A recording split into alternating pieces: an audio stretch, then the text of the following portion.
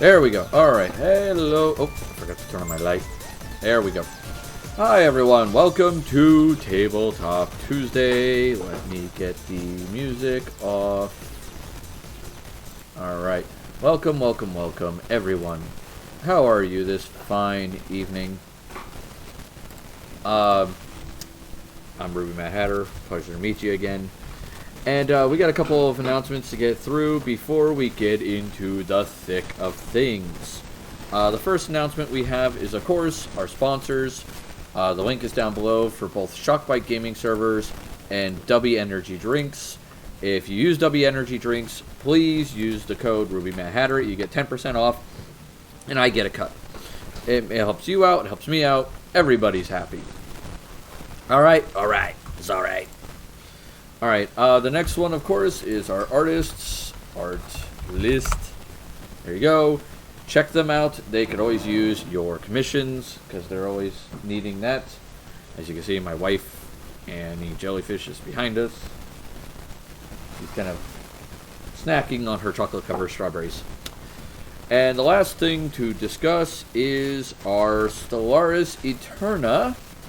Please use the link. And we can get up to those 50 votes, and we can get this taken care of. With that being said, this is the day where we talk about, you know, D&D, Pathfinder, all that crazy stuff, while I play some game in the background. And we have my partner in crime, CandidGamera. Hello, hello. Oh, and there's AP here from the very beginning! Yeah, that rarely happens! AP! It's the AP. So now we have Chaos Mod. So, I find this funny. We have CandidGamera, my stable mod, and then we have AP, our Chaos Mod. How long before the first fireball shows up? I don't know. Yay for being off work this week. I was off yesterday and today. I have to go to work tomorrow. And Thursday. I was in work today and yesterday. Yep. Picking up tomorrow and Thursday off. Yeah, she had to go to work. The problem with me going to work tomorrow and Thursday, by the way, is I get to be put under surveillance while I work. Yay. Because they're like, oh, we're not sure he's going to do his work. And I'm like, you have not given me any time to do research for my job in like almost a year. And you're expecting me to just goof off the whole day? Okay. I don't know. People are stupid. Yeah, people are stupid. But yeah, if you want to try to get your faction that you want voted for in Stellaris Eterna, by all means, share the link. Get more people voting. We're trying to get up to that 50, so we can get that taken care of. I gotta modify the camera just a hair. Alright, so the subject today we were going to talk about is D&D DM tools. Like, for DMs, for D&D and Pathfinder. Yes. So if you're starting a campaign or even thinking about DMing, these are things that you can use as recommendations to help get you started, to help make running things a little easier. Yep. Some of them that I'm going to recommend are free, and some will cost money. Depends on what you're going for and what level of quality are you looking for. Right. There's free tools to meet most needs, but there are usually better options that are pay-for options. Not always, but yeah, you're going to have to decide if you're up to spending money on certain things. Yeah. I will say a good example is like mapping. Oh yeah. If you want to make good maps, there are some good free options, but there are some great pay-for options. So it's really like, do you want to spend the money on it or not? Hey, Ein, welcome. How you doing, man? But speaking of mapping, there is one free option that's really good, but it's really complex to use. And that is Asgar's Fantasy Map Generator. I haven't used that one. When you generate a map, like, give me a second, I will actually pull it up, and I'll share it on my screen. Game capture, let's see. Will it let me do it? No, you're not going to let me do it? Nope, not that way. Okay, so it's display capture it is. Alright, this is Asgar's. Alright? Okay. It randomly generates it, so you can't design it. It's a random map. Okay? But it comes with multiple layers. You have the political map, the cultural map. It develops cultures for your world. Religions. Provinces. All the biomes. Sure. The height. So, a topography map, essentially. Right. Physical map, which is kind of a topography map. Places of interest. Like portals, monsters, mining towns, hot springs, traveling magical circuses, a bridge, scripture with even text for the scripture. Okay, so this is almost a full-fledged, just straight-up campaign world generator. Yeah, it is. Military map where all the military forces are and what are in the military, like how many cavalry, artillery, infantry, archers, all that jazz. Nice. Emblems, which are the flags of every country, province, and city. So there's that. But if you zoom in, you could even get cities. And so you can pull out the city, and it generates a city. And you can click on it, and it will generate a city on another web page. Nice. Complete with districts and farming zones and all that jazz. You can set the population, what kind of features, we'll say the name of the city for you. Scan done. Like That's an interesting city name. yeah, thank you, Squidgy. Oh, What the hell did I just do? Okay. Political. I hear Jigga is lovely this time of year. Yeah, it is. And if you pick, like, say, the larger cities, you can get, like, a coastal town with all kinds of crazy, like, docks and stuff as soon as it loads. So, like the harbor, the docks ward, all this jazz, even with castles and stuff built into it. That's very cool. And there goes the fireball. God damn it, EP.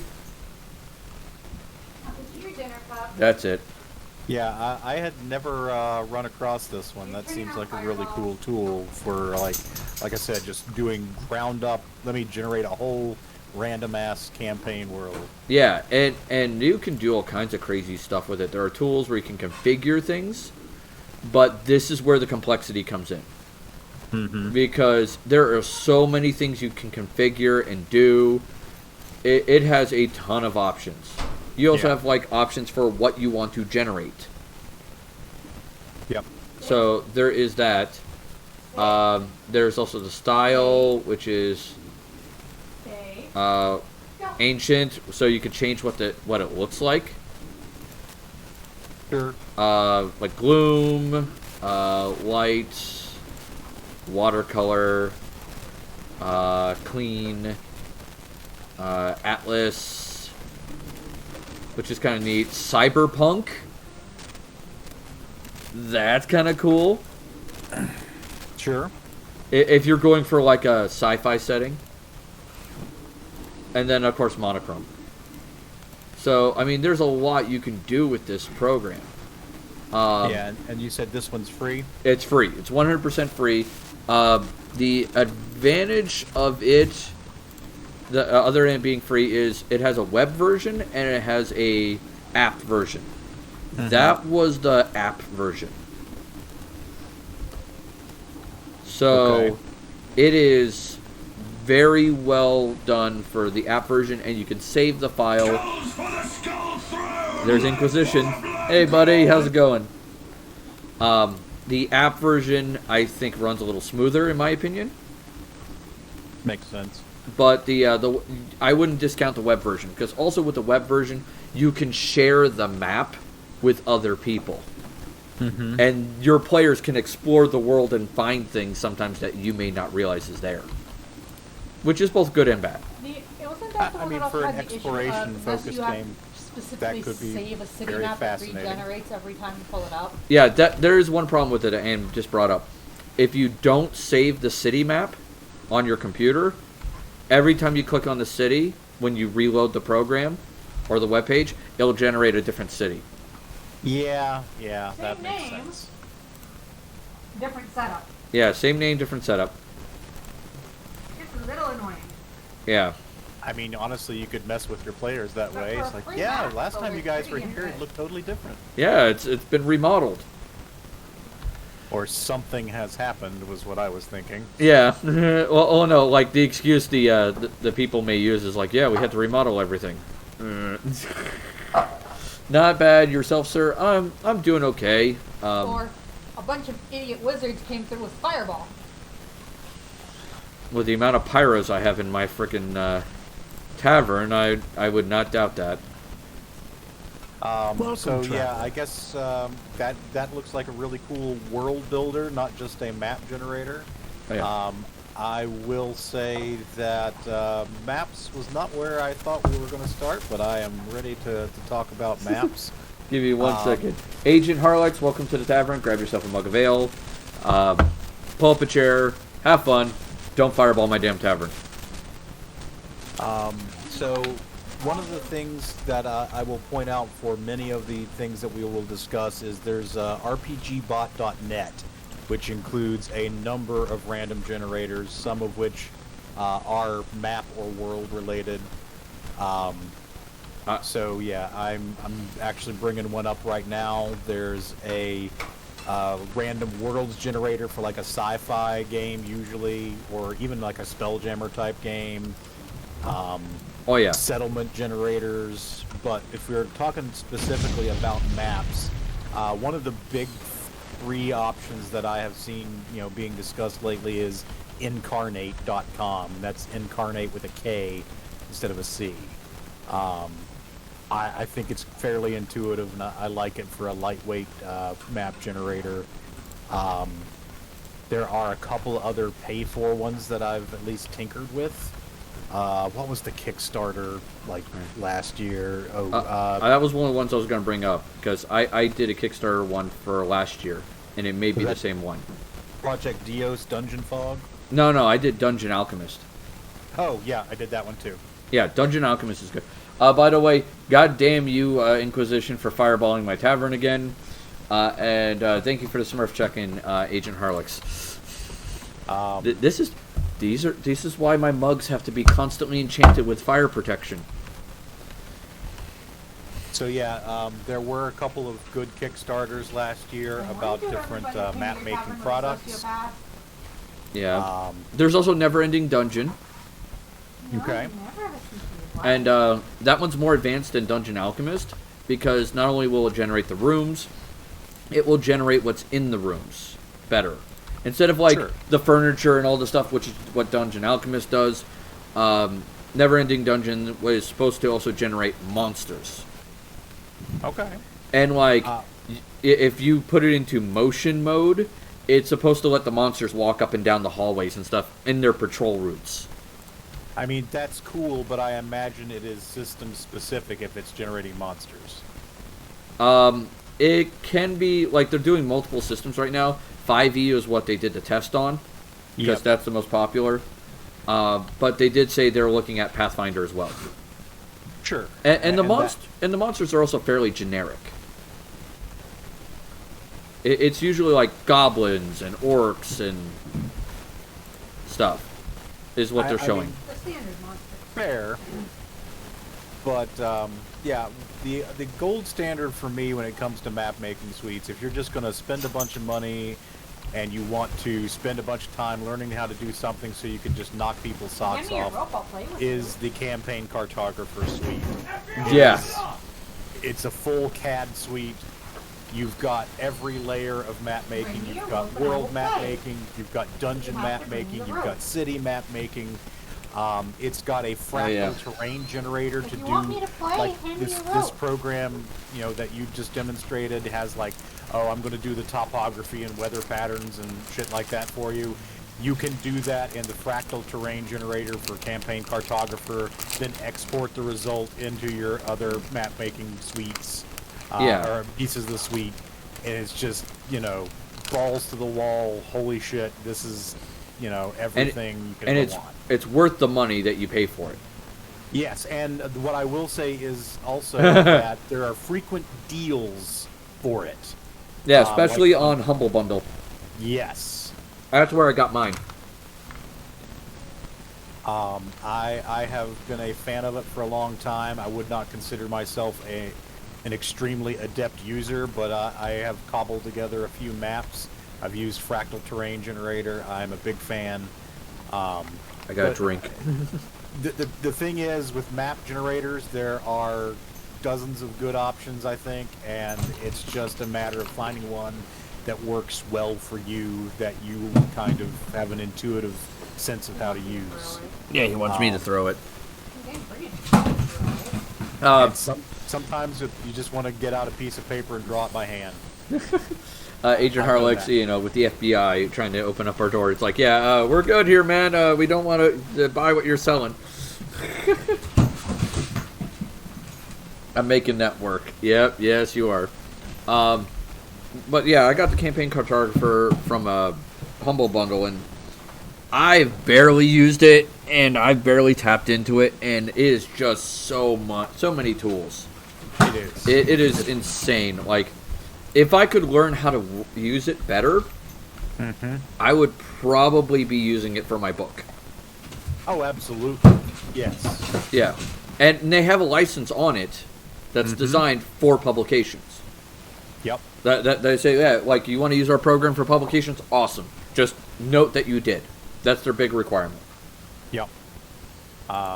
And the team behind Campaign Cartographer are nice guys. I've talked to them at conventions and stuff, and highly recommend it if you catch it on a good deal on Humble Bundle. But there is a huge learning curve. Yeah, Agent Harlex says that FBI wants to let you know about your car's extended warranty. I guarantee you could fly to goddamn Mars, set up a colony there, get the first cell phone to work on Mars, and the first call you'll get is like, "Hi, we're calling to reach you about your car's extended warranty."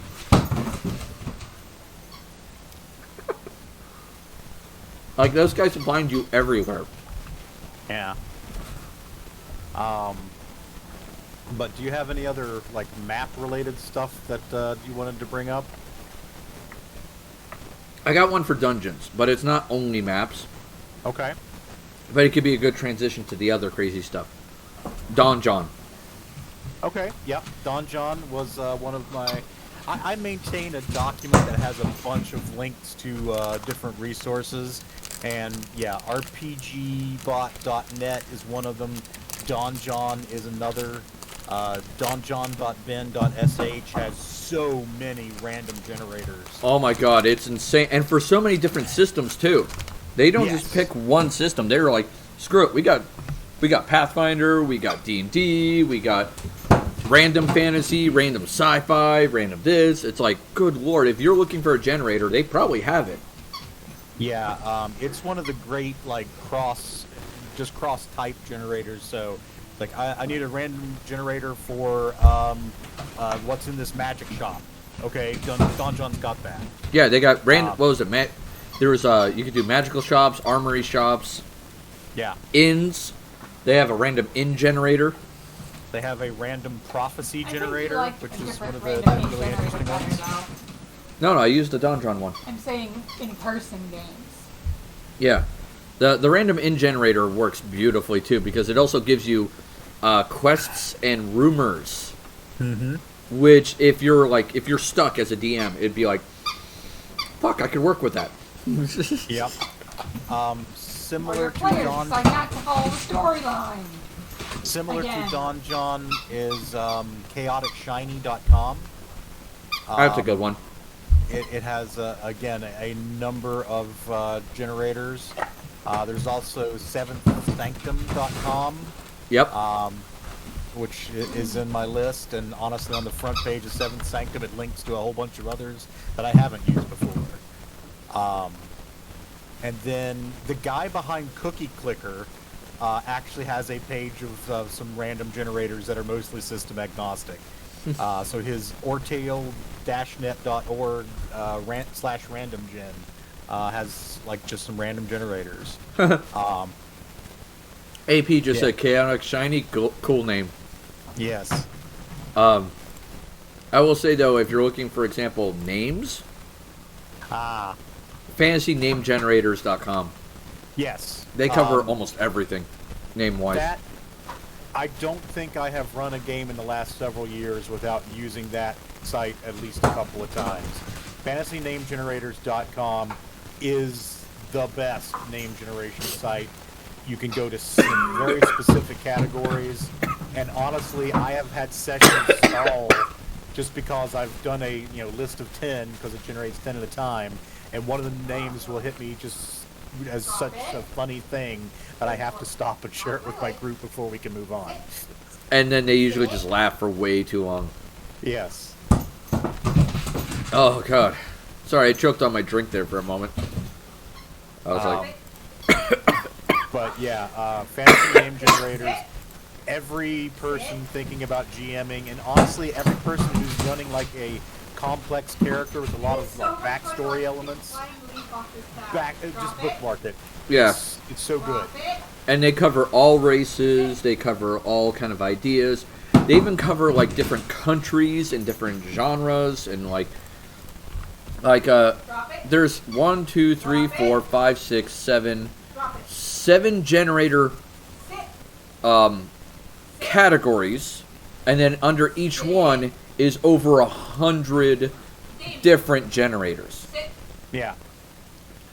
Like there's fantasy and folklore, there's real names, places and locations, other names, pop culture, design generators, so they could give you descriptions, other generators, which they give you links to various places like an armor creator, or like an ASCI face generator, like all kinds of crazy stuff, and it's just wild. And some of the pop culture ones are really neat because you would expect, okay, I'm expecting D&D, I'm expecting, Pathfinder, maybe a few others. Yeah. They got a freaking Halo name generator. Yep. They have a Naruto name generator. They Absolutely. They have a Stargate generator. Yeah, I will say this. It is the one site on the entire internet that I have disabled my ad blocker for just because I want the person behind that site to get the ad revenue. Yeah, same. Just give them as much money as possible because, dear God, these people do a ton. Like, the ones they have listed right now is Avatar, The Last Airbender, Bleach, Destiny, Diablo, Doctor Who, Dragon Age, Dragon Ball, DC Comics, Dune, Dungeons & Dragons, Elder Scrolls, EVE Online, Fairy Tail, 14. Like, good God, this list just keeps going. Yeah. It's like, if you need a name, these guys got you. Yeah. And they do, I know they do males, I know they do female names, and I've seen them do non-binary. Yeah. So if that's your concern, they got you covered. Yeah, it is one of the essential resources as far as I'm concerned. Like, I love the random generators for other stuff, but I haven't run a game without this one in, like I said, a very long time. Oh, yeah. Let's see, what else is there? Oh, excuse me. I just had a bunch, and they just left me. Hi! Sorry! My wife threw a toy and it almost hit me. There's a good foot from your foot. Yeah. Drop it. So, some of the other fun tool sites, I recommend, let's see, maps, there's Spell Arena, they're good for maps, especially battle maps, because they have a way where you can download them for free. Okay. There's 2 Minute Tabletop, once again, same thing. They do mostly maps. They also have tokens you can make as well, but they're very cartoony, very simple. But it's a token generator. Well, since we're getting sort of in the area of character pictures, Now might be a good time to at least address the Mid-Journey and AI type generators. Yep, which there are some people who have some major issues with those. I agree. I haven't dived in myself exactly, but I will say there's one from a while back that I think does a similar thing, called thispersondoesnotexist.com, and I think it uses just people's pictures. And so if you go to thispersondoesnotexist.com, it will produce a picture of a person who does not exist, synthesized from essentially other people's pictures on the internet. So it's not stealing art so much as it is just referencing photos, which I guess is a kind of art. But basically, if you need a quick shot, here's what this NPC looks like.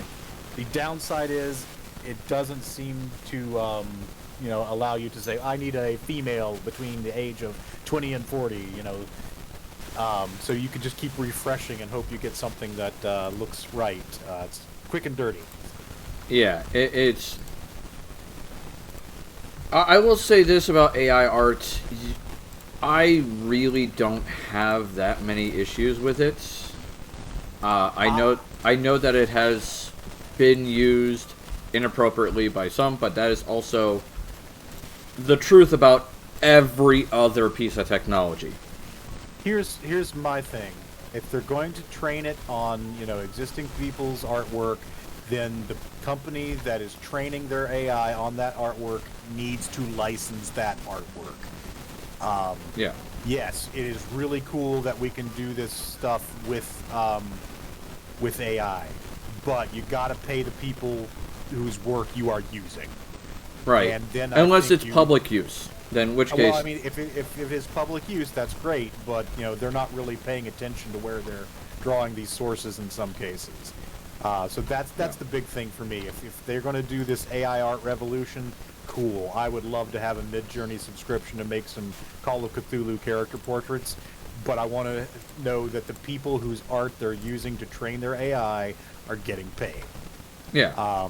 And I think we'll get there. I think that there will be legal cases that force the issue, and that will solve things. But yeah. Yeah.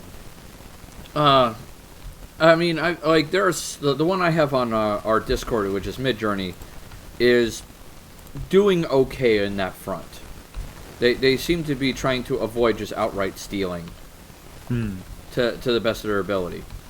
They're not perfect at it, but they're at least the best step in the right direction I've found. Mm-hmm. I found some AI art programs that are just straight up ripping people off. Yeah. And that needs to be addressed. That's a thing, because my youngest sister is an artist, and she's seen some of even her artwork appear on these AI programs. And it's just okay, yeah, that's not cool, that's not acceptable.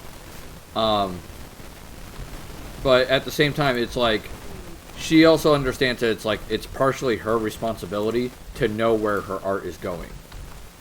I mean, the way that some of these work, you can't know that they've grabbed your art because it essentially just crawls the entire web, grabs what it finds, and you don't know that a bot has grabbed your art.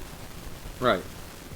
Well, I mean, my sister has stated that her best thing to do is just look for it the best she can, see if anybody notices it, and then deal with it as it comes. You can't just... Her exact wording was, you can't just blanketly say, all AI art is bad. No. And that's, in some cases, what we're running into with some artists, is they see one AI program kind of run off with one of their pieces of art, and then they go to the assumption that all AI art is bad, all AI art is theft, and we just need to shut it down immediately.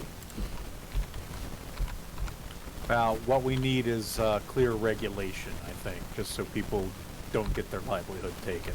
Yeah, that's more fair, in my opinion. It's we need to make sure that these AI are using the right sources and not just taking from everyone. Because, for instance, you're allowed to use, Da Vinci as a source. Yeah, his work is in a public domain. Yeah, his work is in a public domain. Congratulations. There you go. But also, this brings up the idea that in some cases, the public domain laws really need to be overhauled. I mean, it is true that we have extended the copyright's expiration date for so many years that it's stuff like from the 1920s that is entering public domain. And we need to stop extending them. Right now, the way that it works right now, for copyright laws, because I've run into this when I've worked on my publication, it is life of the company, the owning company. Not life of the originating company, the owning company. No. Yeah, like, that's what Disney has pushed. That's why, like, we can't use friggin' Mickey Mouse and shit. No. It is not the life of the company. It is a fixed term, but it keeps getting extended, is the thing. So Steamboat Willie has not entered the public domain, not because Disney hasn't ended as a company.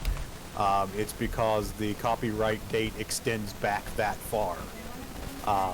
It used to be that copyrights were like, I think it started at like 25 years, then it went to 50, then it was 65, and I think right now it's like 90-ish.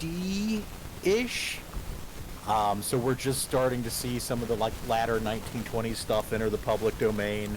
I forget when Steamboat Willie will become public domain, but Disney has been the company that is most responsible for pushing the extensions, but it is not tied to the life of the company. What you're thinking of, I think, is if it's a living author's product and the living author retains that copyright, then the term is for the life of the author plus a certain number of years. 70. I just looked it up. 70 years. It's life of the author for 70 years, though a company can petition to be labeled as the author. Right, but since a company is not a living person, it doesn't have, we can't say, well, as long as the Disney company survives, it gets that copyright. It is not considered a living person. I think it was Citizens United that says corporations are people. Citizens United used the corporate personhood doctrine as part of its... yeah. But it did not incorporate corporate as, like, it doesn't say that the Disney Corporation has the right to register to vote in Florida. Oh, no. Because there is still a difference between a person and recognizing that a corporation has some of the rights that attach to it. Yeah, because it was, the argument was money is free speech, and you could also sue a company like you would a person, things of that nature. Right, but there are clear differences, like you cannot put a company in prison. Yeah. And so... Yeah. Copyright.gov, as I'm reading through this, does say that the company can petition to take ownership of the copyright if the artist was part of their company on its creation. Right, but that doesn't mean that the company then becomes a living person for the purposes of the length of the copyright. It just means that that copyright goes to the company. New partners for registered, blah, blah, blah. After joint work, blah, blah, blah. Pseudonyms work. Man, there's so much legalese here. Jesus. Oh yeah, I mean it's big stuff. Yeah. Foreign works, internet by telephone. Copyrights in the first 28 terms must be renewed for a second term, and they are allowed to keep renewing the term. According here it is. It's in Chapter 3. There are different sections. A, in general. B, joint works. And C, anonymous works, pseudonymous works, and works made for hire, which is the relevant section. Yeah, works made for hire in this case. In case of a work for hire, copyright endures for a term of 95 years from the year of its first publication, or 120 years from the year of its creation, whichever expires first. If before the end of such term, blah, blah, blah, blah, blah. But basically, so if it becomes the property of a company, then it becomes a work for hire, essentially, under the terms of the law. And it gets 95 years of protection, which is why Steamboat Willie is still not in the public domain. Yeah, which is insane. Yes. And they're still pushing for that to be even pushed further. Yeah, they haven't changed it in a while. So we actually did get some new stuff that entered the public domain over the last couple of years. Yeah, I will say, though, the big one is as soon as Mickey gets anywhere close to public domain, we'll see that change. That's my guess. Possible. Because Disney really wants to keep that guy under their lock and key. Well, the thing is, even if they lose the copyright to Steamboat Willie, other people can't, say, this is, we're really publishing Mickey Mouse because of trademark issue, which is separate. Yeah. They can, put Steamboat Willie on a cartoon collection DVD, but honestly, I think that's fine. Yeah. But that's the problem with art, especially in D&D and tabletop and shit like this, is you're gonna deal with, in some cases, copyright, especially if you're planning on making your game public. Yeah, that is a whole other ball of wax. I have seen, what is it? Dungeon Forge, the big heavyweight program for keeping track of every little thing in your campaign. I think it was Dungeon Forge or something Forge. World Anvil, I know is that one. World Anvil. Well, World Anvil merged with another company, and I think it was Dungeon Forge. So I think they're like both. Dungeon Forge is that, and then let's see, World Anvil. No, they're separate websites still. Yeah, but the Kickstarter I did for one of them a while back was going to be fulfilled on the other, I think. Let me look up what I'm thinking. They merged with somebody. Let's see, I'm looking for World Anvil. Because that's a good question. Yeah. I don't see anything for World Anvil. Let me try company merge.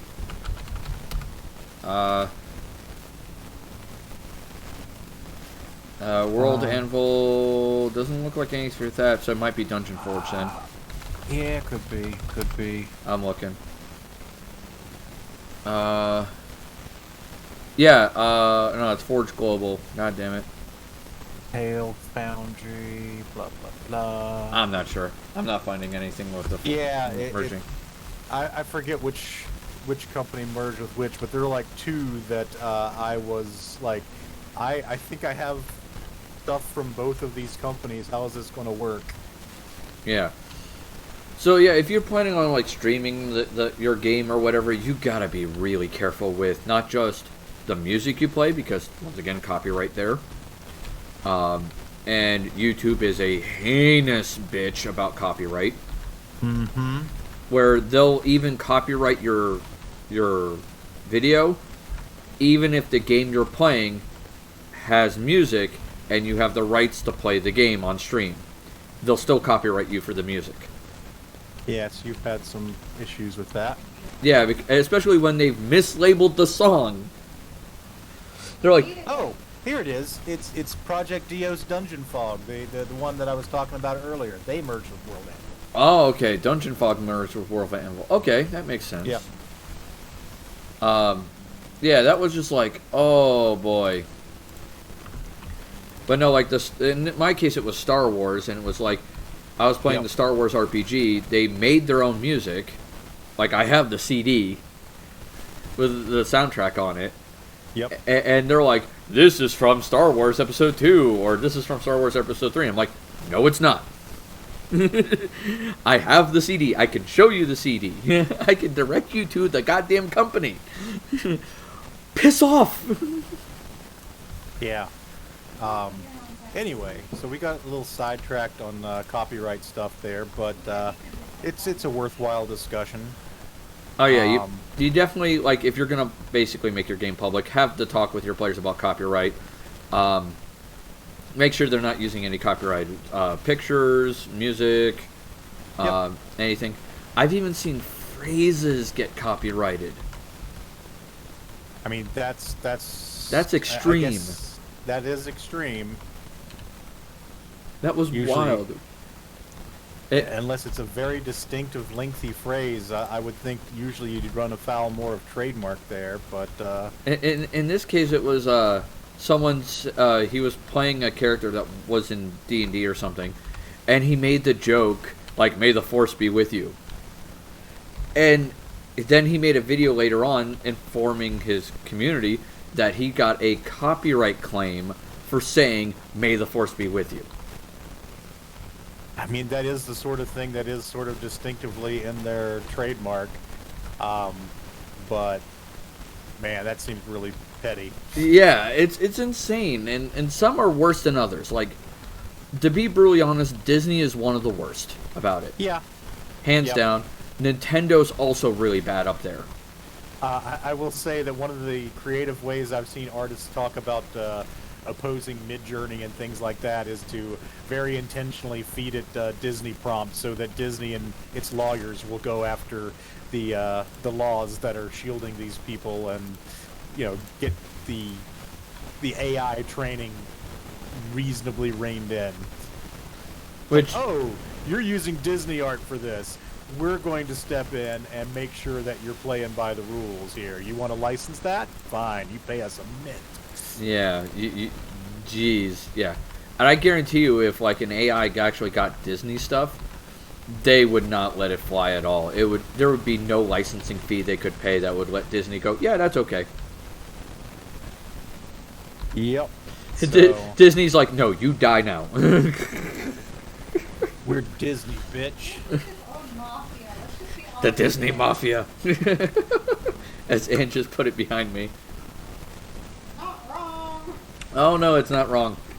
But yeah, if you want to use AI art for your own personal games, I don't see a problem with that.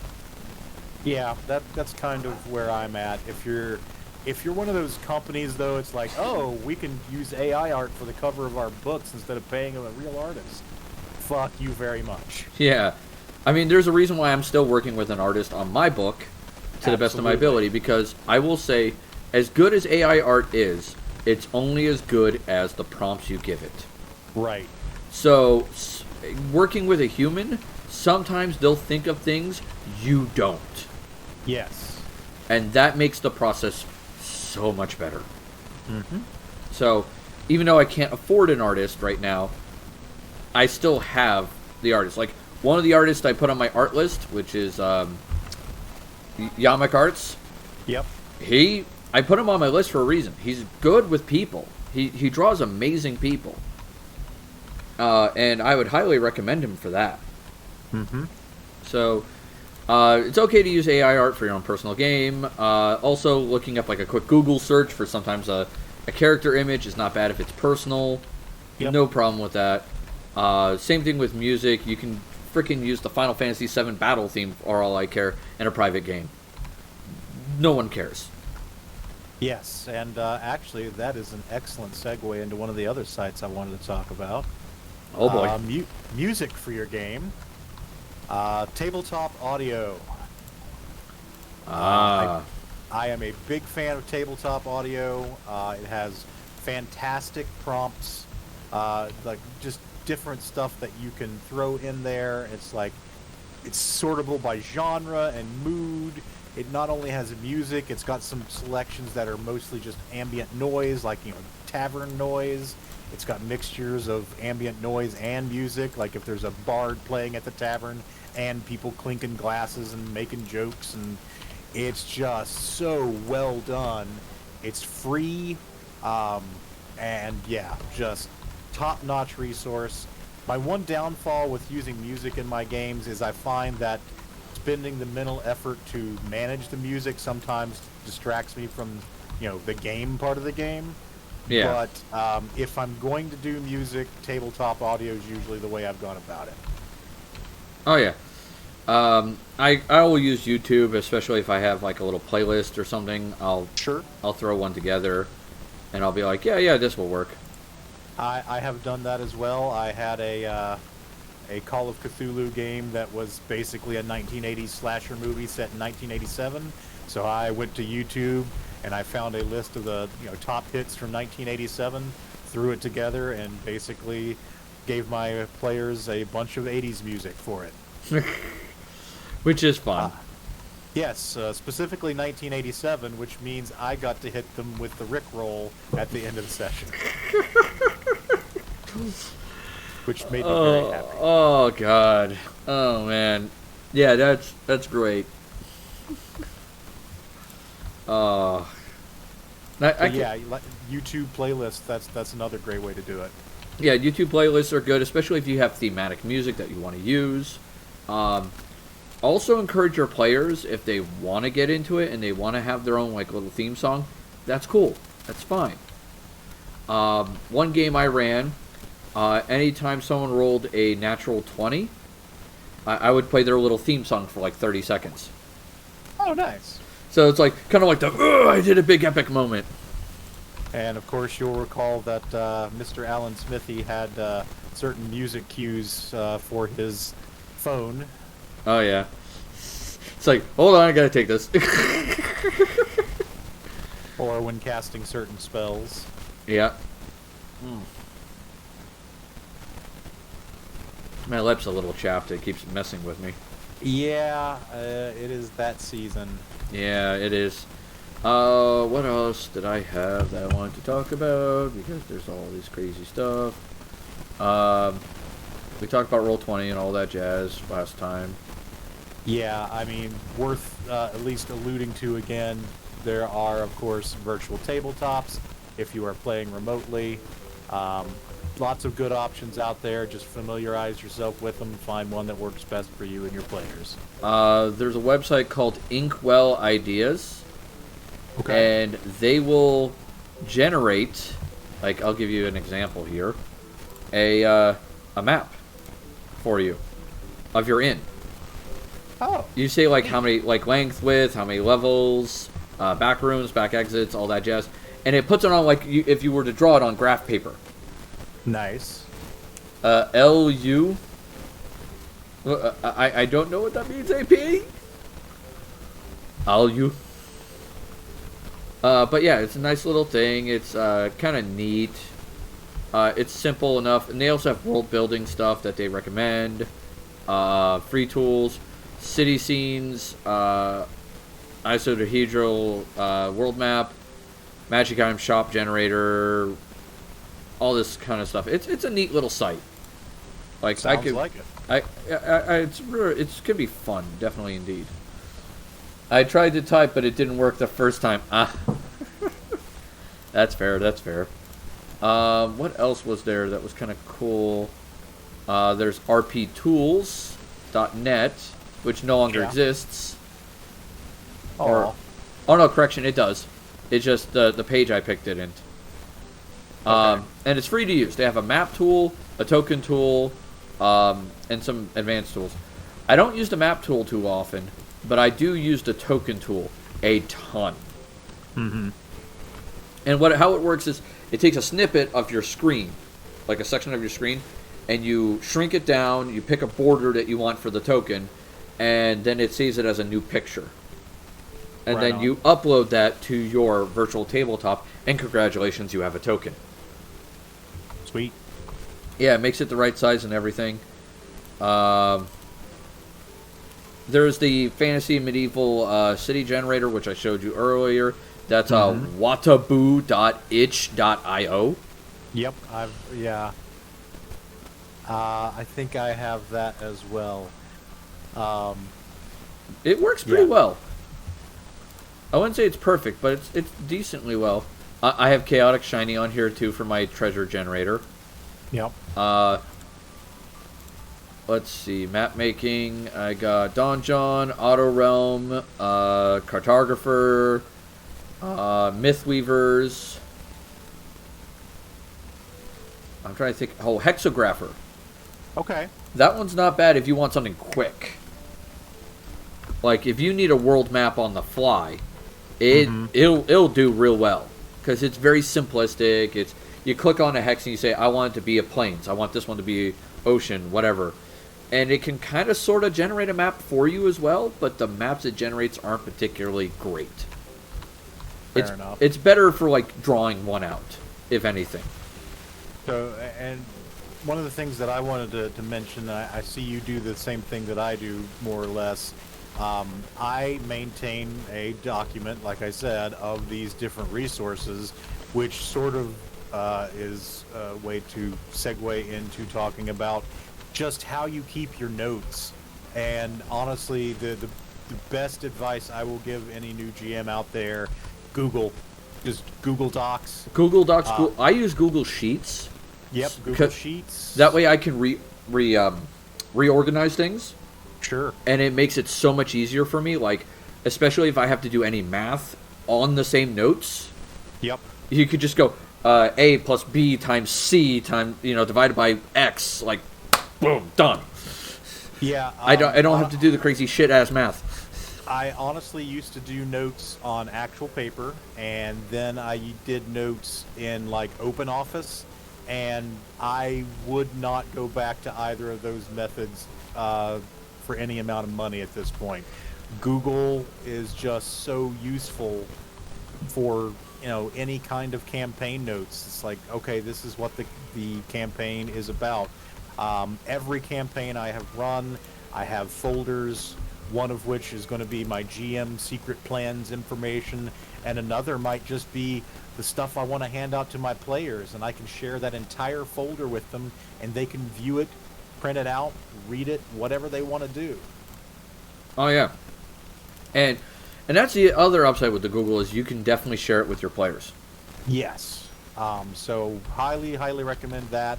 There are other campaign organizational tools, but honestly, I've never seen a paid tool that does everything any much better than Google. Like, Google's free, it does all this shit. What are you getting me that Google doesn't already get me if you're gonna ask me to pay money? Yeah. One thing I want to recommend, though, is sometimes you may need die rollers. Sure. Especially if you're rolling, like, a bunch of dice. Yep. I know people that use random.org. Random.org. I'm a big fan of BrockJones.com. BrockJones.com. Okay. Yeah, I'm not familiar. they have a die roller. One of the upsides with the die roller, and I'll show it off here in a second. Here we go. Go with that. Is they have a stat rolling thing with all the standard stat rolling rules. 3d6 strict, 3d6 3 times, use highest, 46 drop lowest, 46 drop lowest, reroll ones, and 2d6 plus 6. Okay. And you can also compute point by equivalent.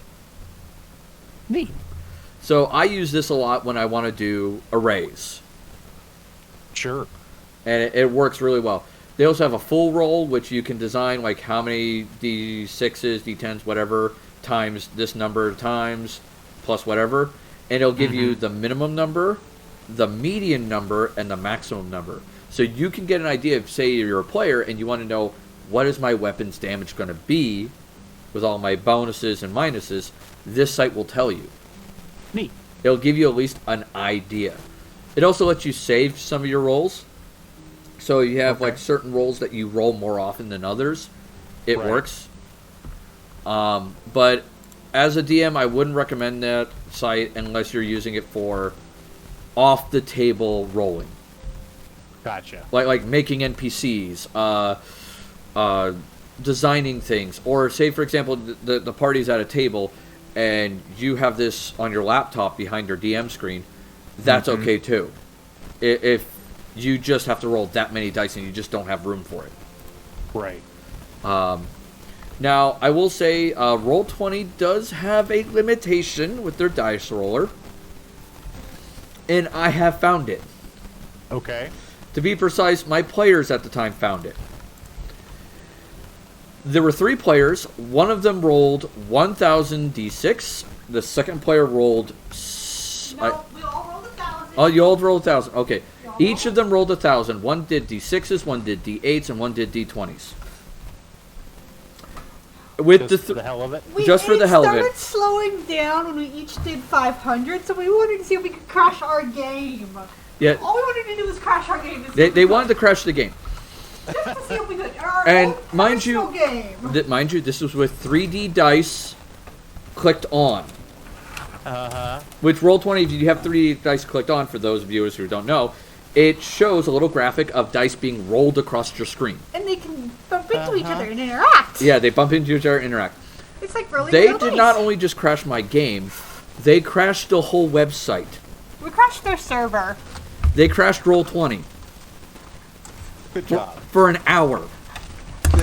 We did apologize profusely. I got an email from Roll20 going, "What the fuck just happened?" When they backtraced it. Because they backtraced it to our game. Of course. And so they asked, like, what the fuck happened? And I explained what my players did and so on and so forth. And then they gave me a message basically informing me, never do this again. We all went, And we're sorry. hopefully- We only thought we hopefully crashed our game. We didn't mean to Applied crash the some server. hard limits to prevent it from happening. I believe once you get over a certain number of dice, the 3D dice no longer render. That would be a very straightforward, smart fix. Yeah, I believe that's what they did. AP is like, that's my kind of chaos. We literally just wanted to crash our one game to see if we could. Because it was glitching. It was like, okay, let's see what we can do. And you didn't tell us not to. Yeah. I have to say, 'Cause Ruby, you were that's pretty laughing impressive too that your hard. players And then when ruined everything everybody else's crashed, game. we were like, oh. Yeah, I oops. know. I was like, motherfucker. Yes, we actually crashed our game. This was you, Cell, and... No, it this was me and the two that had the kids. The ones that we don't game with, Dennis and what's her name? Candace and Dennis. Dennis and Dennis. Yeah. I love that so much. GG, Ann, NCO, GG. Yeah. Yeah. We just wanted to crash our one game. Usually problem players only to see destroy if the we games could. they're in. Yeah, apparently in this case they destroyed everything. Now, mind you, this was Years ago. also years ago when their site had just relatively started. We hadn't had kids yet. Yeah, this was before Rose and Danny. Okay. So it was a while ago. Like, Yeah. Roll20 was just getting off the ground. So I think that's also another reason why it succeeded. Is because they really hadn't established more than a couple servers at this point. So it was like, whoops. I will say, though, that this was also the couple people we had in our group, which was Candace and Dennis. It was Candace, Dennis, and the other person I know who thinks this way is Travis. And they fully believe, and they with their whole chest, their whole heart, that 3.5, Dungeons & Dragons 3.5 edition, is far superior to every other edition of D&D and Pathfinder. Well, they're entitled to be wrong. Yeah, that was my comment too. It's like, how do you think Pathfinder's worse than 3.5? And they're like, oh, the players are way more powerful and da-da-da. I'm like, so are the monsters. Yeah. Everything's just a little better. Yeah. They're allowed to have their opinion, and they're allowed to be wrong. Yes, I know. Yeah, that's what Gamera said. He's like, they're allowed to have the wrong opinion. I'm gonna go work on my puzzle because puppy zonked out on the couch. That's fair. Like, Ken, look at the cutes. Oh yeah, he's out like a light. He's literally tucked up against my ass again. He will not stay away from me. Let's see, what else do I have that I was looking at? Did you want to keep that email from them? No. Damn it, I wish you did. It's lost somewhere in my emails. I just don't know where. I wish you would have. Um, Something. Arkenforge, if it's still going, it looks like it is. Yep. Apparently is really good for map making. For like dungeon maps and battle maps. That's like their shtick. Sure. I will also mention that many games, including Pathfinder and 5th edition, have online websites where you can get at the rules or character reference stuff. So always keep that kind of stuff bookmarked. I was gonna say. Oh, go ahead. I was just gonna say for Pathfinder, D20 PFSRD. As well as Archives of Nethys and the PRD. Well, the D20 PFSRD has all the third-party stuff. Archives of Nethys has become the default official one after Paizo kind of said, you know what, you guys are doing a good job, we'll just let you do it. Yeah, But- the PRD works better in some areas than Archives of Nethys does, but for the most part, Archives of Nethys is pretty good about what it does. I like how they do spell lists better. because you can like organize it by school, you can level all the jazz, and be very class specific, which is helpful. Mm-hmm. For D&D, it's wait, give me a second. I want to make sure I got the right website. It's, give me a second. If I could just see the whole address. Maybe not. Okay, screw you then. It's dnd5e.wikidot.com. Yeah. That has everything 5e. And Hasbro and D&D are not happy about that.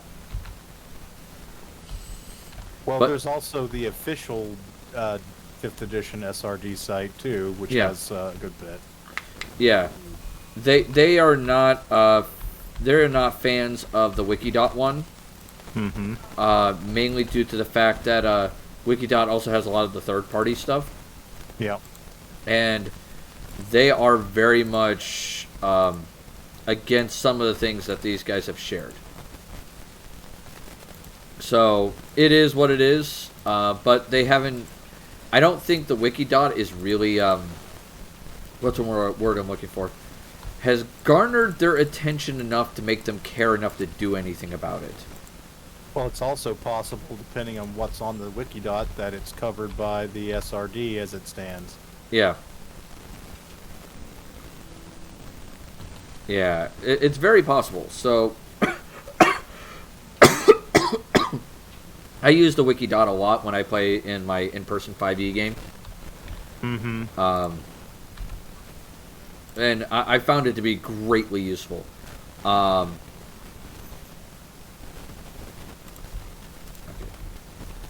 Oh, what was I going to say? There was something else. But yeah, the Wikidot's really good. If you want a paid version, there is the... I'm trying to remember the name of it. D&D Beyond. Sure. D&D Beyond is amazing if you want to use it like a paid version. It works beautifully for a lot of stuff. It's not great on third party, but it still does everything else fairly well. Mm-hmm. And like you can build your character sheet on the site and everything. Yeah. So really kind of helpful. It's kind of neat. Would I recommend it? It's not my cup of tea, but hey. Well, the other thing I was going to say, you just sort of reminded me, is mini games will have like fan sites and specific, alternate character sheets and resources like that. So it's worth Googling. Just if you're looking for a particular sort of thing, just Google the name of your game and the thing you're looking for and see what comes up, because there are great Call of Cthulhu resources out there that I've only recently discovered, and it's really because I haven't been looking for them. I had what I needed, but then I saw a tweet from the guys at Chaosium that's like, yeah, and then there's this resource, and I was like, holy shit, that could be cool to have. So. Oh yeah. Yeah. Another fun thing to have is language translating sites. Yes. Those are fun as hell. Like I have two in particular I always keep, which is the Pirate Translator. Okay. It's called pirate.monkeyness.com/translate. Okay. All right, like I'll share it in the chat. It's craziness. That is it. That is if you want to talk like a pirate. Okay. So you type in what you want to actually say, and then it translates it into pirate speak. All right then. It is silly, it is absurd, and I love it to goddamn death. It's the most like weird shit you will ever come across. Huh. The other one I picked up, which was TwilightRealm.com, and it's the Draconic Translator. So what these guys did was they took all the dragon language they read about in the Draconomicon back in 3.5, and then a couple of their linguistics guys got together and expanded the language into a full language. Okay. And that's kind of what they've done with it. And it's kind of interesting how it worked out. See, when you said language translation sites, I thought you were talking about something else, but this is also interesting. Oh, yeah. I thought you were talking about, like, actual real-world language translation Oh, no. because, like, it's fun to give a Latin motto to a mysterious organization, for instance. Oh, yeah, that's true, too. And there are plenty of sites out there that'll do real-life translations accurately. Yep. Don't get me wrong. Some people will be like, I use Google Translate. And, like, that's good for getting the word, but never Yep. the grammar and the context. Yep. They're not good at that. So you got to keep that in mind. Oh, my shoulder itches now. I hate it when it happens. There we go. But there are several Latin sites you can find. There's also, like, lots of Greek sites. Plenty of those. I've seen a lot of that. Latin and Greek are the most popular I've seen. I've used Arabic translation sites on occasion, Sure. depending on the culture I was going for. The one that's the hardest to get languages for, though, in a real-life sense, is any Native American language. Oh, yeah. That is the most difficult, hands down. Yeah, that is not readily available. It's craziness. What do you mean no path? You have a path. What is going on? Sorry, this thing's acting drunk, and I don't know why. Oh, this granite chunks in the way. That's why. Okay.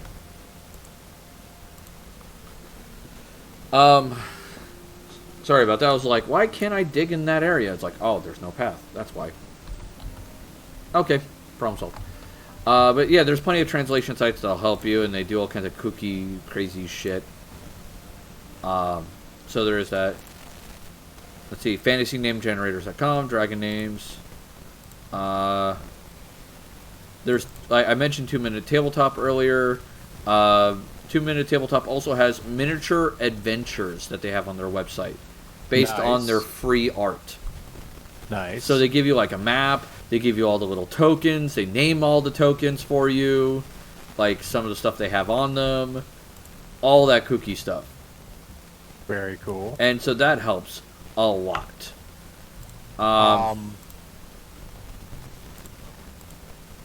was going to talk briefly about real-world resources that you can get for cheap or free. Oh yeah, go with that. I don't have many of those myself.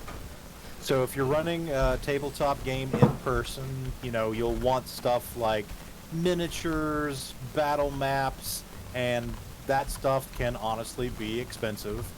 But the thing to remember with like a battle map is really anything that's an erasable surface, like a dry erase or wet erase surface, can serve as a battle map in a pinch. Even better if it's disposable, and then you can use like a permanent marker to put a battle grid on it, and then use your wet erase or dry erase to do the stuff that's more, I guess, transitory. Do you remember the old battle map I used to have that covered the entire table? Yeah, it was laminated, wasn't it? Yeah, it was laminate floor.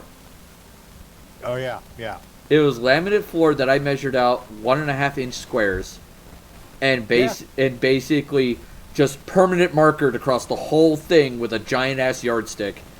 Now, mind you, the lines weren't perfectly straight. No, I mean, but that is an excellent example of finding something that is cheap or free to meet a need. And for miniatures, chess pieces are always good. Dice can be used. I got a lot of my free miniatures from the local comic book store, from HeroClix, and other things that they were throwing away. I heard you. You didn't do most of that math. I did. I did. I helped with that, thank you. We both worked on that, hon. But yes, I was actually going to mention HeroClix because HeroClix can make they're distinctive, generally speaking. So you can readily tell one character from another, And yeah, you can often get them from like a quarter bin or free from your local comic book shop. You know, ones that are no longer eligible for current play for HeroClix. Get those, turn them into player character miniatures. Works fantastic. And yeah, for like mooks, don't be afraid to even use things like take pennies, put stickers on them, label them with numbers. It does not have to be, you know, real, like this is, you know, this guy has a hat, so this miniature has to have a hat. No, don't worry about photorealism with your miniatures. It's not about that. It's just about showing the tactical position of the relative people involved. Yeah. And that helps. Like, I use a lot, like I said, a lot of the HeroClix for that. And also, don't be afraid to talk to your local comic book store about a lot of things, because they're usually a bag or a box or something of miniatures that they just don't want. Yep. They can't sell it, they can't get rid of it, they're just like, screw it, take it. If they're anything of a gaming store, they might have space available for you to play as well if you're having trouble locating a suitable space to run your game. This is true. The Saturday D&D game I play is at Four Horsemen. Mm-hmm. And we have a blast. I get to go every other Saturday. Yep. So there is that. Can I please select the sculpture? Thank you. And in that game, I'm playing a Azjuk. an Echo Knight fighter. That's a Goliath. My brain just. AP, I'm not sure if you were here yesterday for it, but the game we were playing, which was Broforce, had facehuggers. We didn't know, but it was so funny. Because I literally freaked the fuck out. I was like, fuck it, everything's dying. Like, kill it all. And then I, of course, had to play the facehugger squeal. Oh, yeah. I was there yesterday. I was here yesterday. It was hilarious. Yep.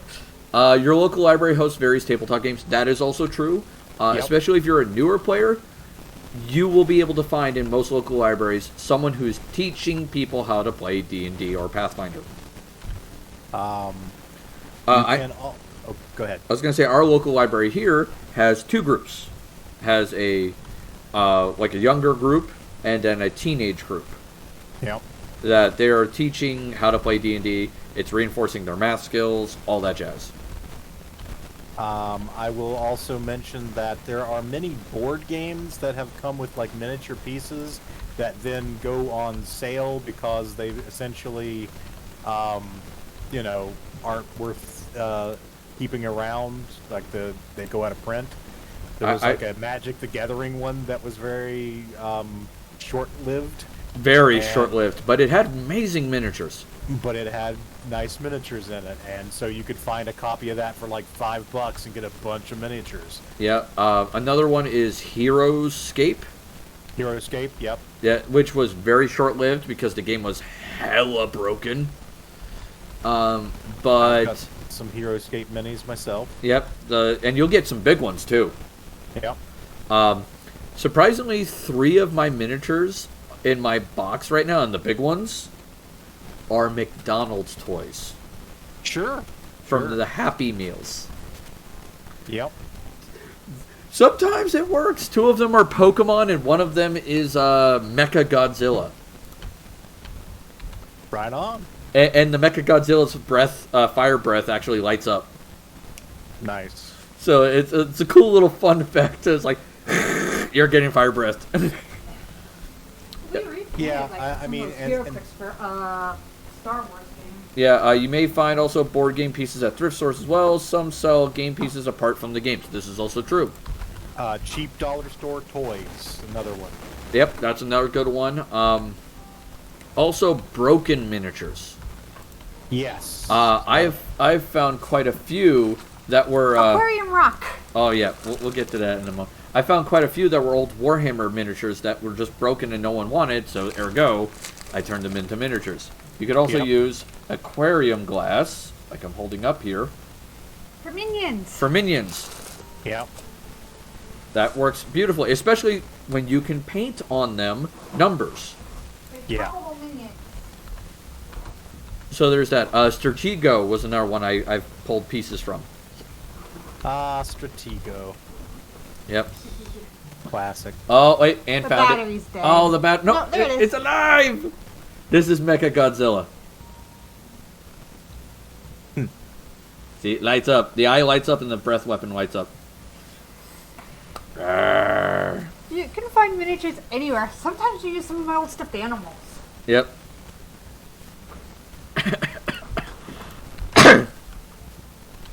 Oh. Gesundheit. Oh no, that was a cough. It was just. Oh. Yeah, we've used this as a colossal creature.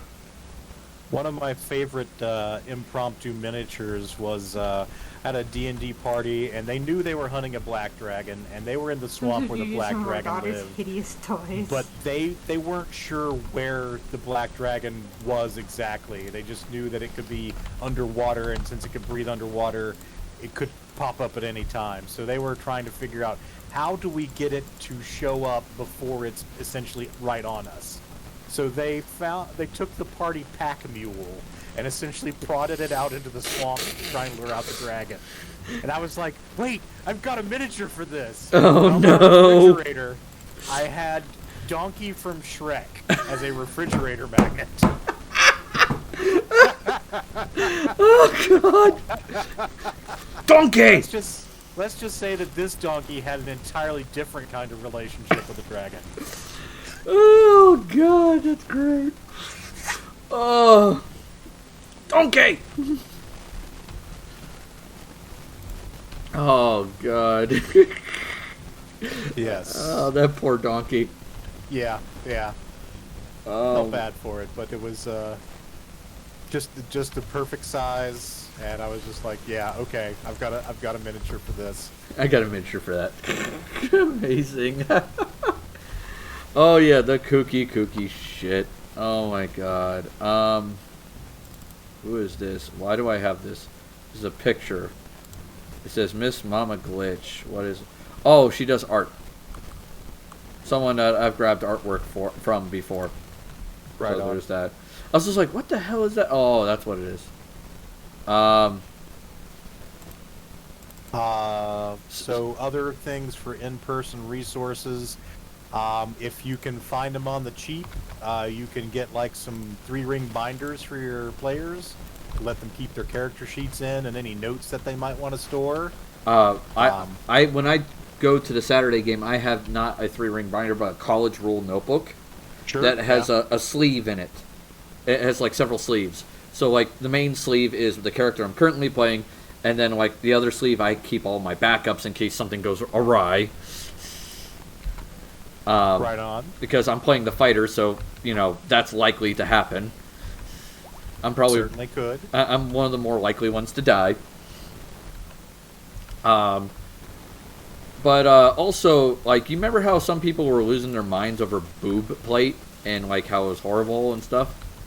Sure. I found an Imgur collection that is 99 D&D female character art pieces with no boob plate or stab-friendly midriffs.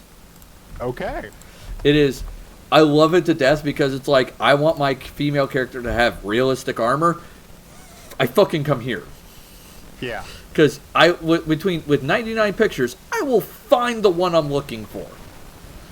It may take a while, but I'll find it. Very cool resource. And I love it because there's some people who want to play female characters who don't look like they belong in a Korean MMO. Yes. It's like, how is this more protective than the plate mail you were wearing before? It's ridiculous, some of the art. Like, don't get me wrong, I have no qualms against boob plate. Alright? If it's done well and tastefully. For example, a great example of boob plate is the Mandalorians in Star Wars. Okay. If you ever seen The Mandalorian. I've seen clips, not the whole thing. All right, look up Bo-Katan in The Mandalorian. That is a great example of boob plate. It is functional. You can tell that there are boobs there, but it's not like she has a giant cleavage there. Right. It's just like it's a little bump on her chest to give the girls room. Right. Which is something that if you've ever talked to anybody in the military, who like woman in the military, that is the one thing they wished the damn body armor had. Yeah. Because, oh my god, does it hurt. Like, I remember wearing the body armor myself and going, man, this is a little tight. Yeah. And I can only imagine what it's like to, you know, to be a woman and wearing that, because they have the men and the women wear the same shit. Right. And that is, god damn, man. But either way, that was kind of cool. I thought that was neat. Don't be afraid to go on DeviantArt. DeviantArt has some good stuff on it. You may have to turn on the filter just to be safe, but it's there. What else is there? Obsidian Portal is a thing. They have a lot of good information about various character classes, D&D stuff, so they'll talk about it a lot. There is one, though, I do miss, because it died. The Trove. Ah. I missed the Trove. I didn't expect this stream to make me sad today. I'm sorry. The Trove was beautiful. It worked out wonderful. They got one court case against White Wolf back in the day, and they won it, claiming to be a historical archive for books. Yeah. But then they got too many 5th ed books that were uploaded into them, and Hasbro killed them. I didn't think it was Hasbro, dude. There was the guys behind Zweihander, I thought were just like... No, they celebrated it. Okay. They weren't the ones to pull the trigger, but they certainly cheered it on. Okay. Hasbro was the one that had enough money to kill it. Well, I continue to hope that it will return again someday. It does exist in one place, and that's Discord. Ah. They have a Discord where you can get on and request a book, and if someone on the Discord has the book, they will send you a link to get the book. Okay, so essentially it's people who downloaded a lot of the stuff and have it archived, but yeah, there's no like steady online presentation of it because yeah. I will say this, if I ever release my book, if I ever get it done, please God I want to get it done before I die, I fully plan on uploading it to the Trove guys. Yeah. Because, this is my personal opinion, it's free advertising. Sure. If your system is so good that people like it, they will pay money for it. Yeah. But you have to give them a way to enjoy it. And that is part of the problem. It's sometimes these lesser, popular RPGs, don't get noticed because people don't talk about them. And therein lies the problem. Mm-hmm. They need a way to, be exposed to the public. And that's one of the things I feel like Zweihander got wrong. Yeah. Because they're like, oh, they're just stealing and no one will buy our books. And I'm like, no, dude. People are still buying your books because they noticed you on the Trove and stuff. And they liked your system, so they're like, hey, I kind of want this. This is cool. Yeah, for me, the Trove was usually more about, hey, I can't find this old out-of-print book. It's not even on Drive-Thru RPG. We don't even know who has the rights anymore, but it had a cool thing that people are talking about that I'd like to read. Oh, hey, I can get it on the Trove. Yep. And I feel like that the Trove should be, like, websites like the Trove should be given its breathing room. Well, and I think, maybe a version of it could exist that focused on stuff that's like, these are authors that want their new RPG specifically featured so it can get some exposure. And these are books that are essentially abandonware, Yeah. for lack of a better term. The problem is with Hasbro, all D&D is not abandonware for them. That's true. And honestly, that's okay because they're pretty good about at least keeping PDFs available through DTRPG. Most of the PDFs, I would say. There, Yeah. I feel sad because, like, I really do have trouble sometimes finding second ed stuff. Sure. Which, currently Hasbro has the license for that right now. I mean, yeah. And I was like, please just let me have my old second ed adventure book so I can go forth and use some of the information from it to make a cool adventure in, like, Pathfinder. At least that was like my desire, because like sometimes I've pulled from like the original Temple of Elemental Evil back in second ed. Well, I mean, the original Temple of Elemental Evil is first edition. Oh, that's true. And I believe that one is available.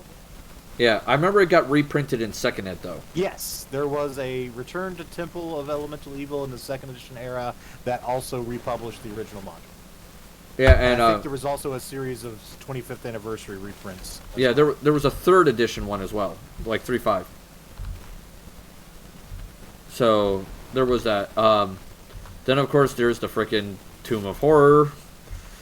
Let's not ever go there. Yeah, I've run the Tomb of Horrors for a group. I'm a bastard. How long did they last before they basically want to jump over the table and strangle you? I mean, I didn't get strangled, and they did eventually more or less complete the dungeon, so that was okay. I don't know if they wanted to strangle me. To be fair, I think they did pretty well, except for my one random Leroy Jenkins player going, "Oh, this is a cool hole in this demon's mouth. I'm gonna stick my head in." Nope. And I'm like, "Okay, you go, girl." Nice knowing you. Yeah. So aside from a couple of boneheaded mistakes, they were pretty good. I mean, I like I said, they might have been rather annoyed about it, but if they were, I certainly did not pick up on it. Right, which is good. I still found it funny back in the day Wizards of the Coast tried to copyright Drow. Yeah. That made me amused, because I was like, there's no way you're going to get this. And the person who was sitting next to me at the time, I forget who it was, asked me why I thought that, and I go, because Drow is a cultural term. You can't copyright a whole cultural term. That's not permitted. Sorry, I'm doing some Minecrafty stuff for us while we're talking. Yeah, oh yeah, no problem. What other cool stuff did I have that was kind of neat? I do miss the Trove. There is the Encounter Builder at edd.org. Mm-hmm. So it's a little funny how they spell it, but yeah, there are plenty of encounter builders out there that do really well. My personal favorite's still Don John, hands down. Yeah. Don John's got a great encounter builder. They're really good about that. Someone did a D&D quick reference guide, and I'll share that. This is a 5th ed quick reference guide, and it basically shows you what you can do in each action. Oh, that is actually another kind of thing that people have produced for different games. Most refer to them as cheat sheets. Yep. And I freaking love them. I've got some for Call of Cthulhu. Was so happy to find them. And yeah, just absolutely love the cheat sheets. Oh, yeah. Find something, especially if it's a new game that your players are like learning for the first time. They will thank you for a cheat sheet. It will make their lives so much easier. Oh yeah, and it just it's beautiful. Uh-oh. Someone hit a trap. Waiting out in 13 hours. Please don't die. I don't want to have to rebuild you again. But yeah, the cheat sheet is glorious. I found it greatly useful when I've been playing 5th Ed. So there is that. Man, it helped me out so much because there's sometimes I'm like, what can I use as a bonus action? Shit, what is it? And sometimes there's that. And also the condition cheat sheet is beautiful, both as a player and a DM. Yep. There's also the Pathfinder and the D&D wikis, which I highly recommend, because that also gives you background information on some of the things in the world you're playing in. Like the Pathfinder wiki talks about all the deities, how they interact with each other. It's great help. Like, I found that to be insanely useful for storyline beats sometimes. Because it's like, oh, hey, Rovagug's trying to wake up. Well, who's going to help you stop Rovagug? It's like, well, in the past, it was Desna, Asmodeus, Iomade, and Sarenrae. All got together and decided, yeah, screw Rovagug. Yeah. So that's kind of neat. It's a sort of generic tip, but many of these games will have active Facebook groups where you can even talk to the authors of the game. So that can be a good source of just raw information, rules, tips, and everything that you can think of. Oh yeah, and that's another thing. Never be afraid to reach out and find someone. That there's that. Another place I've gone, by the way, for music or background sounds, Tabletop Audio. Oh yeah, that's the one I mentioned earlier. Okay, yeah, that one's really good. I was looking through that. What else is there? For WAD, we had. There's a WAD die roller out there, which is kind of neat. It helps with that. D10 kind of rolls. Sure. So there's that. There's plenty of articles you can find that can also help you, come up with character ideas. Like, some people have built most of the superheroes from both Marvel and DC as characters. Are you talking about writeups.org? Well, I had a article site. Oh, okay. It wasn't write-ups. It was just random shit.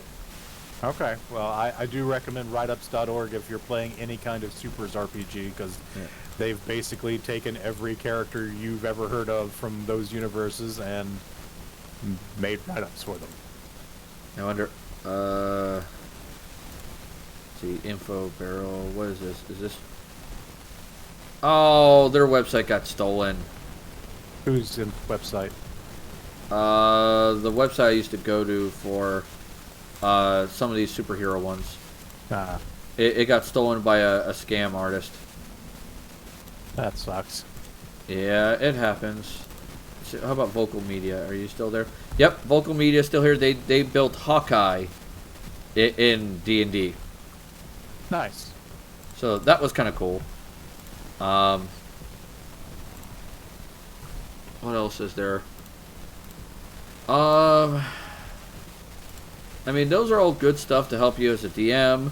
Another one I'd say, oh, this creature, yes. Goblin Punch did this, talked about this creature. And as a DM, I would recommend it, but I also would talk to your players about it before you use it. And that is the False Hydra. It's essentially you are gaslighting your players. That's what this monster does. Isn't it just a monster that looks like a Hydra? Not really. Do you ever play Ocarina of Time? Yeah. Okay, so you remember that big white creature that had a bunch of hands coming out of the ground? and when Sure. one of the hands grabbed you, it popped out of the ground and tried to bite you. Uh-huh. That's what they based the false Hydra on. Right. So, I guess what I'm asking is, how is it gaslighting? its special ability is while it's singing, you don't notice it. I see. All right? No, this is not where the gaslighting comes in.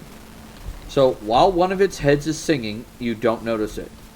It has to stop singing to basically eat someone. Okay. All right? Now, it sings in a frequency you cannot hear. But it Sure. still affects you. Right. All right? When it eats someone and goes back to singing, everybody in that area of its singing, which is a very wide radius, forgets that person ever existed. I see. That's why I call it the gaslighting monster. I mean, that is a pretty high level of head fuckery to drop on your players, I will say. Yeah. I've heard stories where a DM did it with one guy's backstory where he was an orphan and so on and so forth.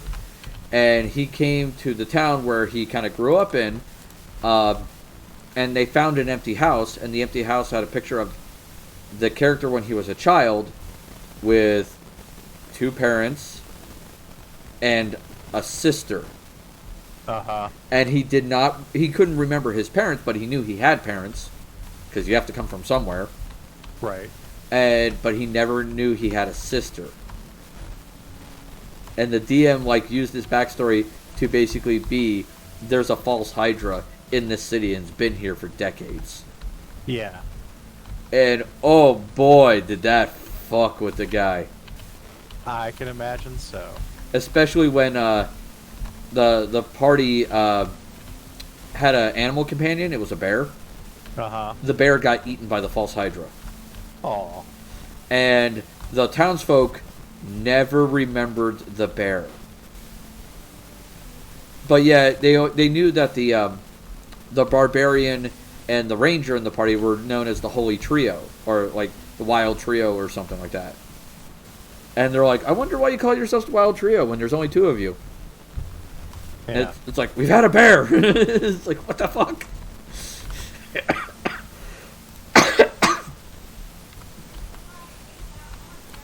Yeah, Anne cannot play with that monster. She can't do it.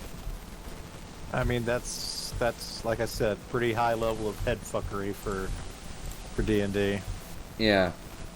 It's the most screwy creature I've seen to date. And that is just, it's wild. But if you want to be a DM that wants to mess with your players, that's a good way to do it. Have fun with that one. Yeah, I would say so. Let's Sirenscape. What was that? Oh, it's an audio program that you can do some crazy shit with. Oh, sort of a swerve, but one of the things that if you're one of those people who's into 3D printing, there are people who produce a lot of models that are available cheap or free for STLs for you to print. There have been, I think there's at least 1, maybe 2 projects to produce an STL of every monster in the D&D 5e monster manuals. Oh, son of a bitch. You okay? Hon, I found it. The mouse! It's, I just saw it run, over there. I saw some motion out the corner of my eye. And it scurried across the floor. It's over in that area. Oh, that shit right there, hon. It's under the, dishwasher now. Fine. Yeah, there's a gap right here to get in underneath the dishwasher. Okay, so it's under the dishwasher. We knew we had a mouse problem, but Jesus. Whew. Yeah, you sounded scared, but not like facehugger scared, so I was concerned. No, we've been trying to get rid of this little bastard, and we thought he froze to death. I was hoping he froze to death. Because our house didn't have power for 2 days, so it was freezing as cold. Yeah. Here, Deborah, I need You're going after it? No, I'm gonna unscrew the bottom of the dishwasher to make sure there's only one fucker down there. Oh boy. Yeah, yikes. Yeah, definitely yikes. It got in when it froze. Yeah, it got in when the temperature took a dive last week or the week before, and we've been trying to get rid of it since. And that was a decent sized one too.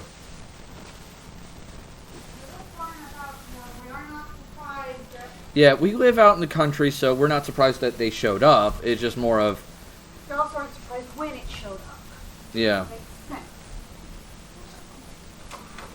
So, there is that. You're gonna be okay? Oh yeah, I'm not afraid of mice. I work with goddamn mice. I know you work with goddamn mice, but these are wild mice. They're a little different, hun. They react the same way as all mice do. You want to have that container there just in case they run? Yep. I mean, can you reach it quick enough? Probably not. I'm not gonna stick my hand in it because I don't mean bitten by a wild mice. I can handle lab mice because they're clean. Yeah. They don't have any random diseases. This thing could. Well, that's what I'm saying, hon. You wanted to have the container if they tried running that you could just thunk. Yeah. Wanted to grab the screw first. Really?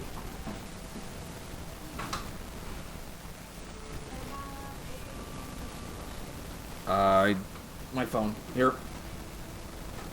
Sorry about this. We're having a slight detour of let's catch Mickey Mouse and kill him.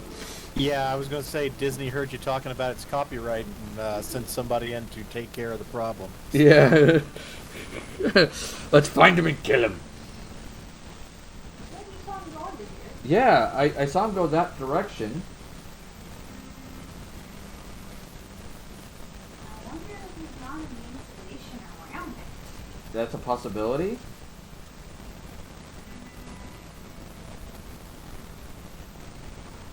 Oh, this is gonna get fun real quick.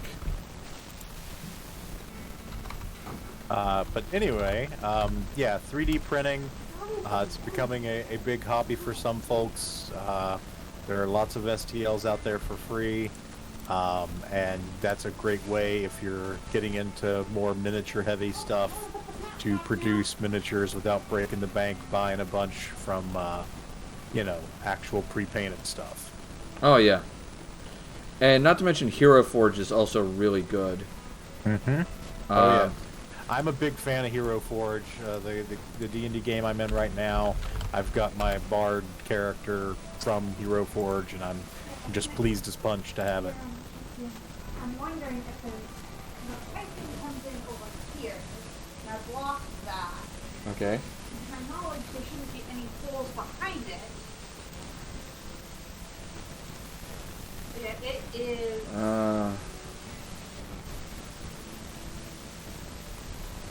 can't get to it. Wherever it went. Yeah.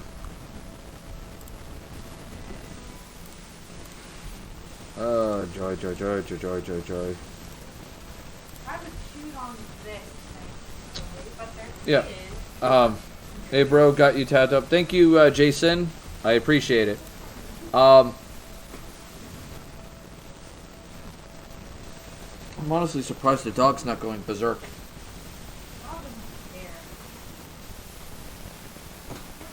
The big thing I'm worried about is it chewing on my cables.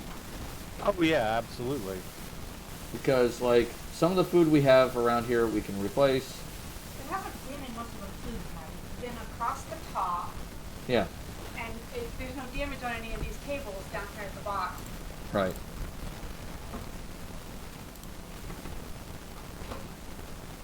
Oh. It says address. Oh. Forgot to do that. Alright. I'm trying to think of anything other sources I'd recommend.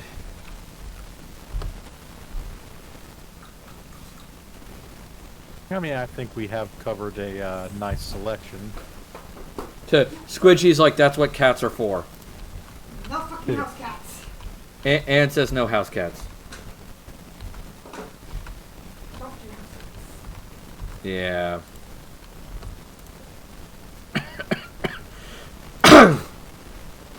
Oh, excuse me. So, I mean, what else is there? I'm thinking. Oh, there's fantasy calendars. There's plenty of fantasy sure. apps you can do. Yeah.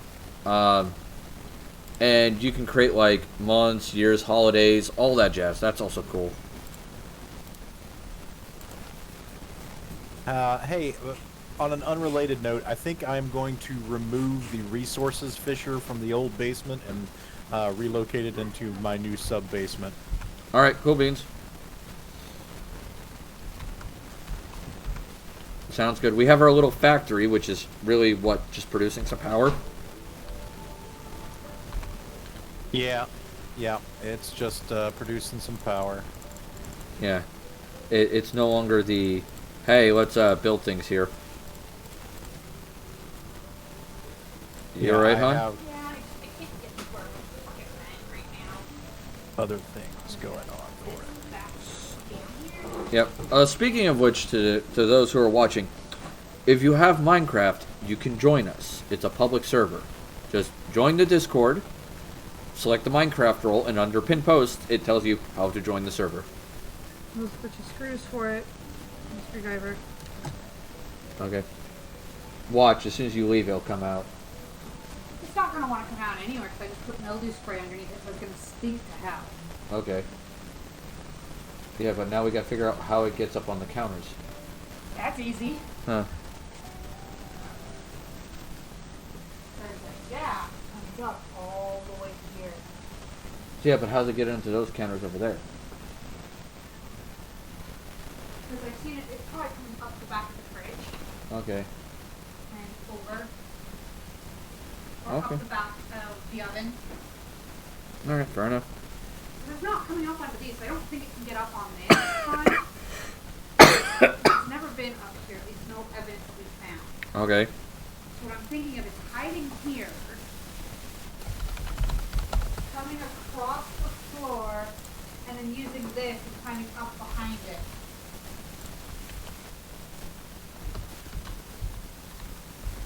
That's, I guess, fair.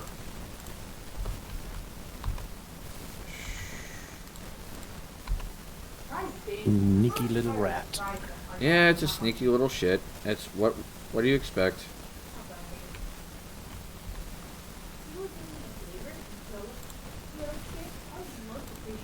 Anne's talking to the dog. It's like, kill the rat. Or the mouse. Yep. Oh man, that's wild. The crazy shit that happens in my house. Alright, stream manager. I'm gonna have to refresh that page. Alright, who is on and what are they doing? I mean, we can end a little early. It's not the end of the world. Now the dog's sniffing around. Oh boy. See what we got here. Alright, starting from the top going down. We got some Killer Kronk doing Dead by Daylight. Pilot Dave doing Rimworld. Listen in Denial crafting something. Thor's Dad Bod is doing God of War, I think. Or he may have stopped streaming. I'm not sure. Puzzle Monkey Tree is doing Stardew Valley.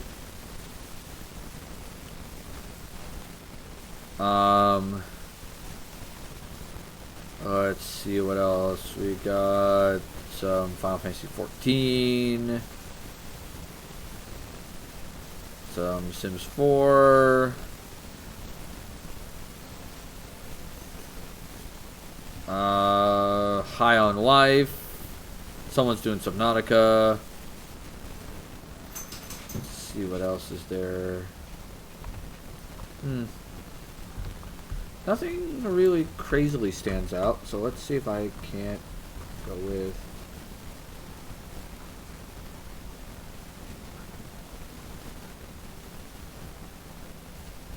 could do Pilot Dave. Sure.